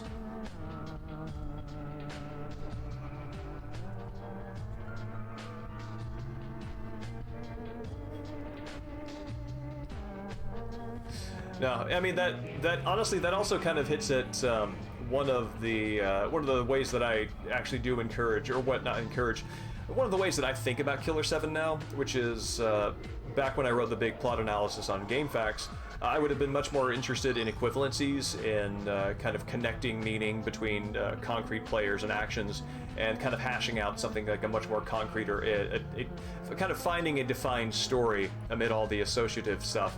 And now I'm much more interested in appreciating that relationships are suggested, and that suggestion can be taken at the high level and sort of noticed where similar patterns occur elsewhere, and that's enough. That there doesn't need to be are the Union 7 literally the Killer 7? That sort of thing doesn't matter so much as the fact that there is a recurring pattern of some architect or chief, 7 lieutenants, and that shows up repeatedly, and just kind of sit with that, and that's more valuable, I think.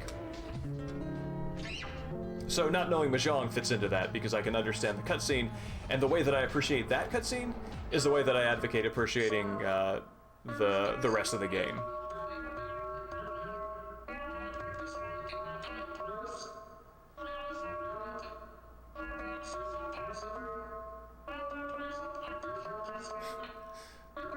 A weird thing for Susie to suddenly become self-conscious about.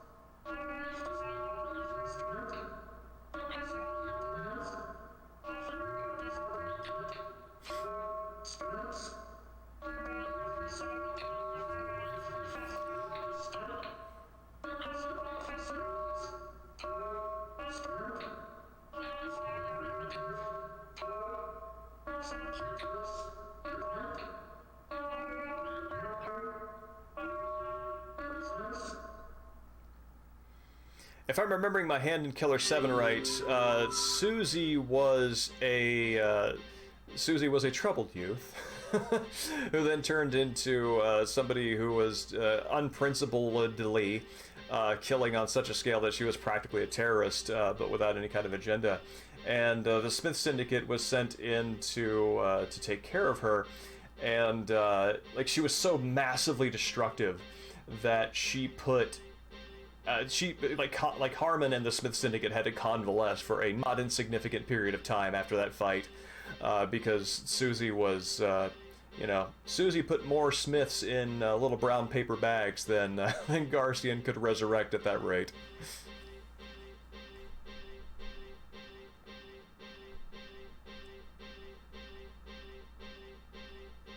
Shantae, I think that's right. And that's one of the reasons why, like, recurrences and recurring patterns, associations, I think that's a very reliable way of appreciating the game, because, again, those things can be modular. I think modular is a really good word to use in that sense. And it's very strange because there's a lot of the game that absolutely can be appreciated from that point of view, but at the same time, there's also this like really concrete, very like real historical knowledge that you need in order to appreciate what some of the political commentary is doing, because there's a lot that's unsaid that relies upon implied knowledge about what Japan's relationship is to the United States after, post-occupation disarmament.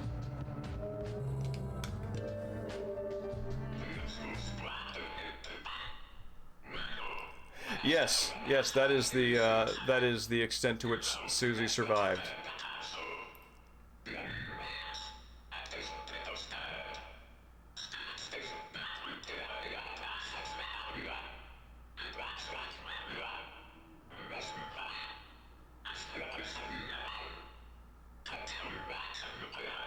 Director of the Central Management Office is exactly the kind of very boring title that Suda would give somebody who is central to a story that is rife with violence.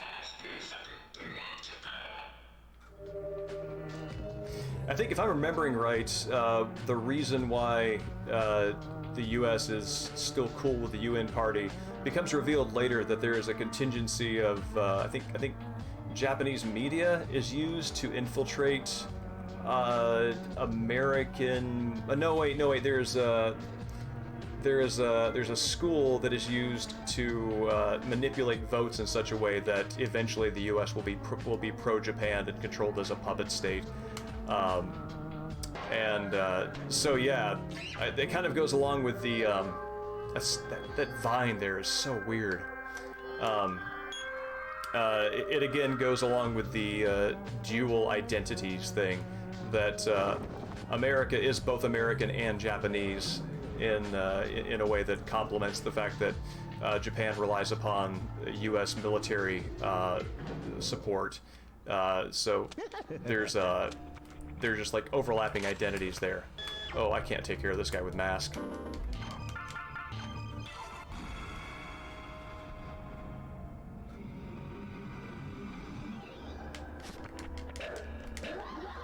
Well,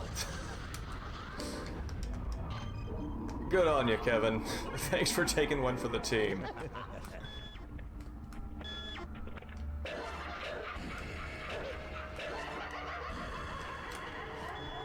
I see you. If I can hit this from here. Nope.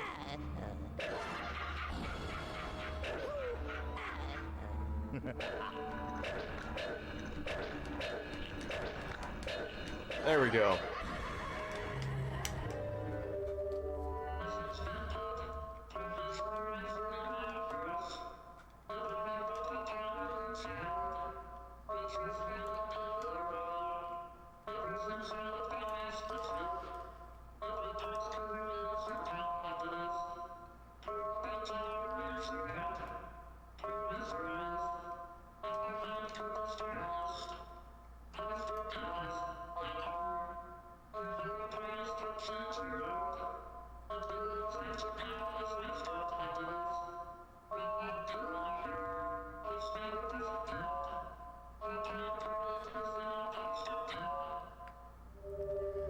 That, the way that that dialogue is structured, the way that it rolls from him talking about how much he loved Master Smith as a child, how much that, like, you know, pro wrestling is the ultimate form of fighting, and then it just immediately pivots to Matsugan has the Yakumo. That's the kind of abrupt change and in 180 that I like in the Mahjong cutscene too.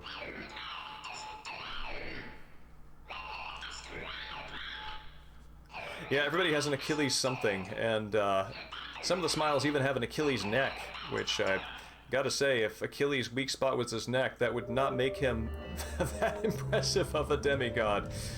He would be able to relate to common humanity a little more than maybe somebody who is purportedly invincible would like.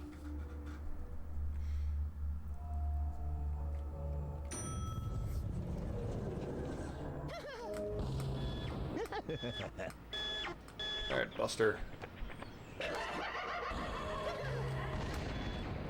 Oh man. I think there's a Travis conversation down here that I would like to watch. There's our Achilles neck. Oh crap.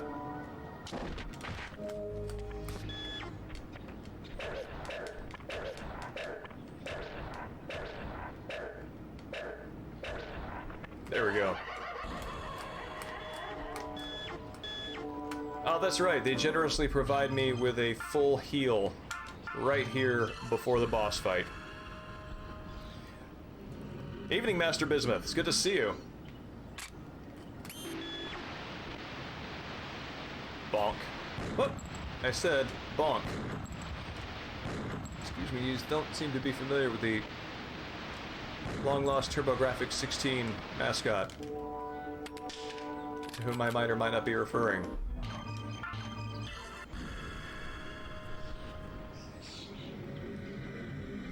I have to admit that as far as categories go, I think Swedish X has a point.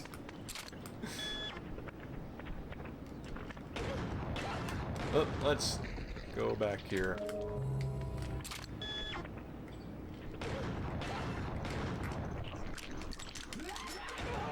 Oh, I don't have a down attack.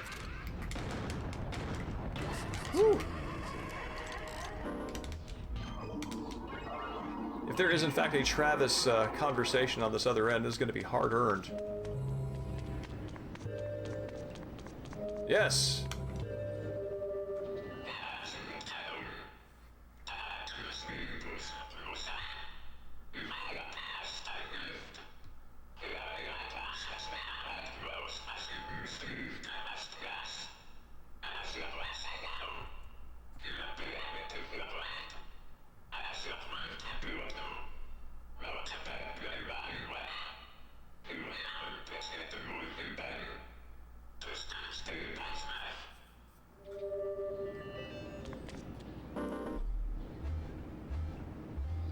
Yes, Ark. Yeah, they throw a lot at you there.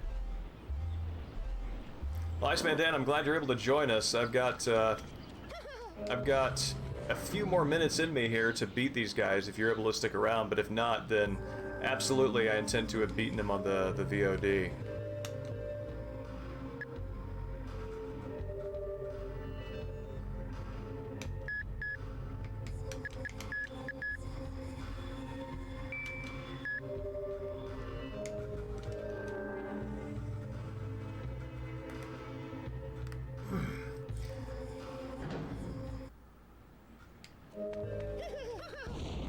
run through these guys. Oh! Wind-ring howls. For some reason we were somehow this thing that is so heavy that one requires a supernatural wind to blow away.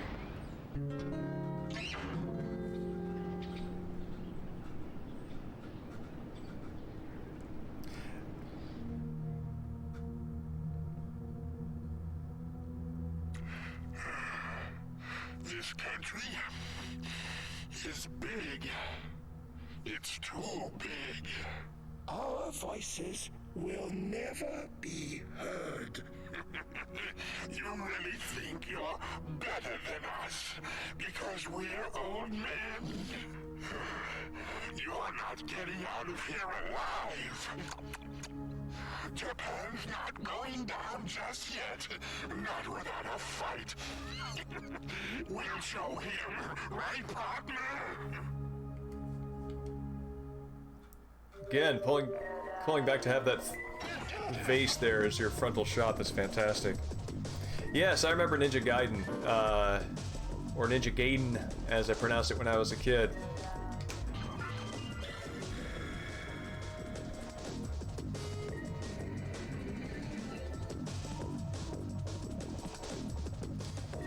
Brains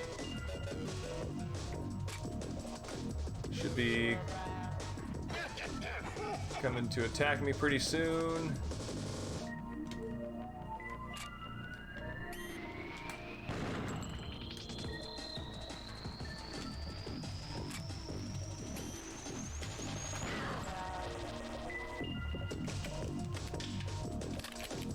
Oh, that's reload. That's turn around.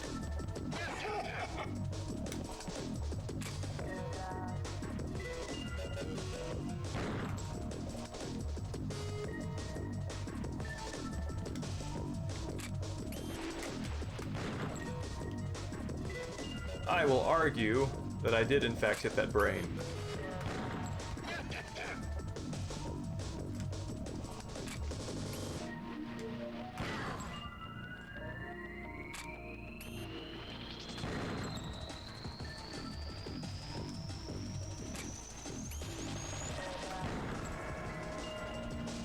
Oh, weird.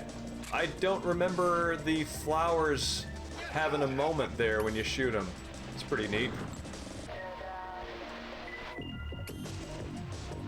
Come on, buddy.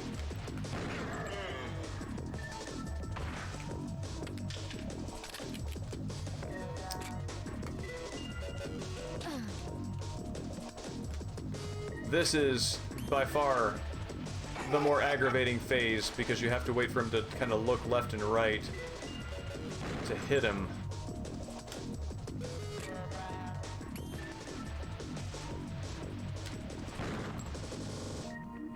And your reticle tightening down doesn't actually mean what you would think it would mean.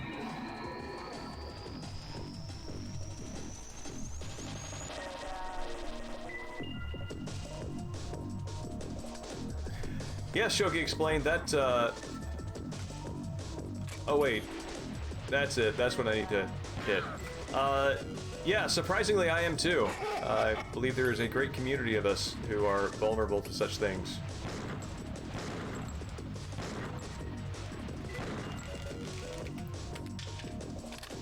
Weird floating meatballs.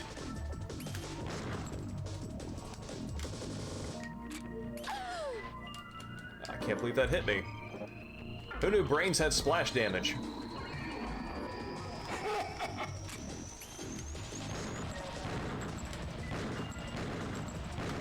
Oof.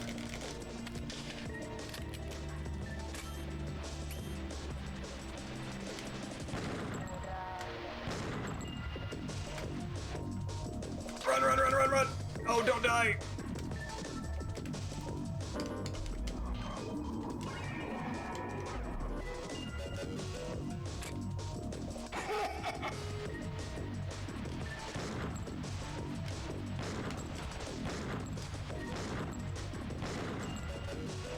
Ah!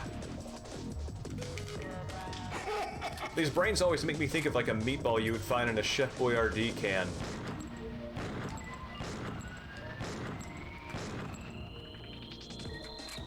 Ah, I missed my opportunity.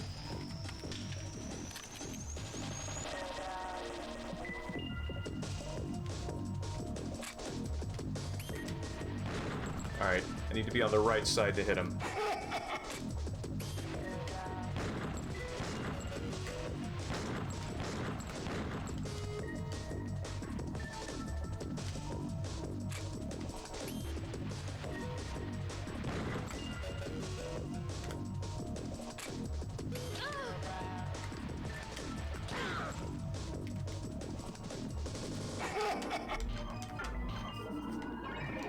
Wow, Coyote's health has a low ceiling.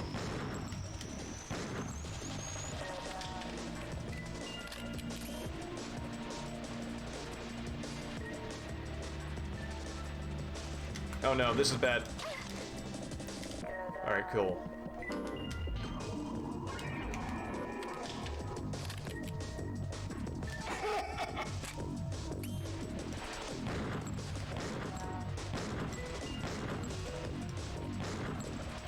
Yes. There we go.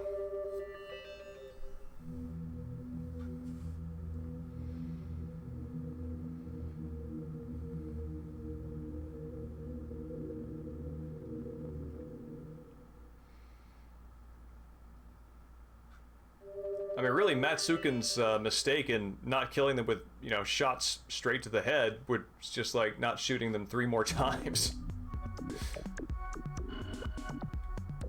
Gotta show you really mean it with those guys.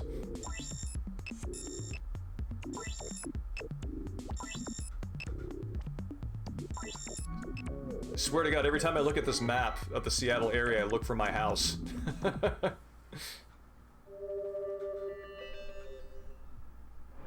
What can you do when the whole world has its eyes on you? Almost everything. Destroying 1 or 2 nations? It's an easy task here. The promise made 30 years ago wasn't a guarantee. It was only the beginning of a countdown.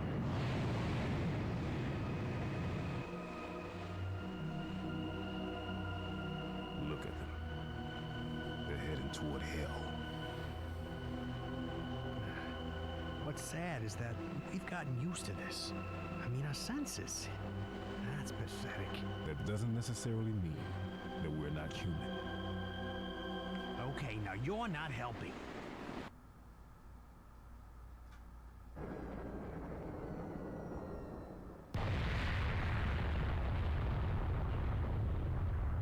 Man, that's chilling.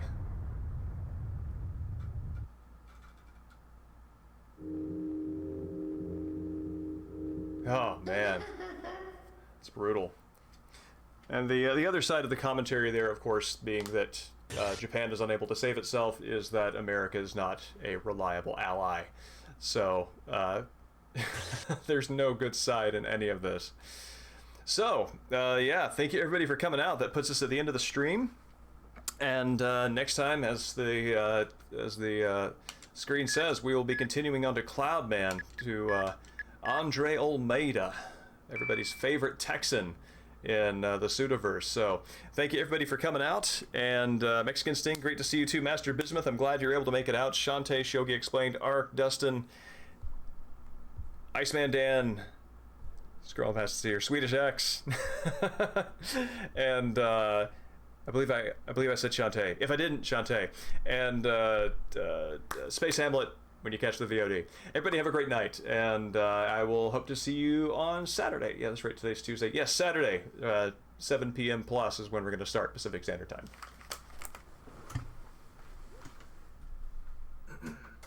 Oh, also, Shantae, I don't know if there is, if you go to the head of this stream, there's a conversation about one of Robert Penn Warren's poems that you might enjoy. Yeah, I miss the singers too. Hopefully there will be a time when those can come back. Unfortunately, 2 hours to the point where I turn into a pumpkin. So everybody have a great night. And yes, Swedish X, I hope you can too. That's how do you click a button on this? There we go.